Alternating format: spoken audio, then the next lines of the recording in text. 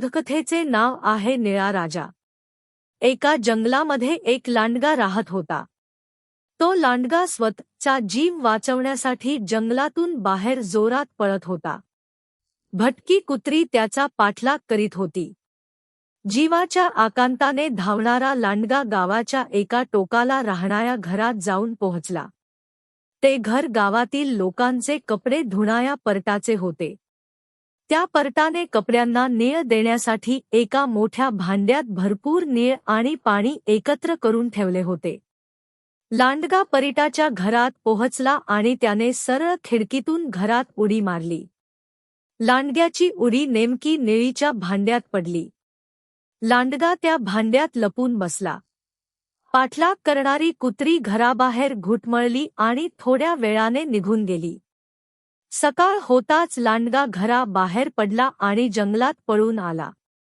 आपला रंग निळा झाला आहे हे त्याला माहीत नव्हते। लांडगा जंगलात पोहताच त्याला बघून अनेक प्राणी पळून गेले। निळ्या रंगाचा प्राणी ते प्रथमच बघत होते।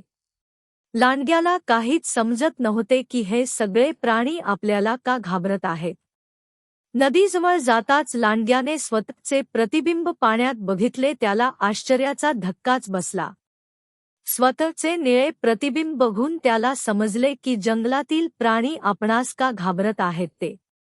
सर्व घाबरलेल्या प्राण्याचा लांडगा राजा झाला। आता त्याचे दिवस मजेत चालले होते।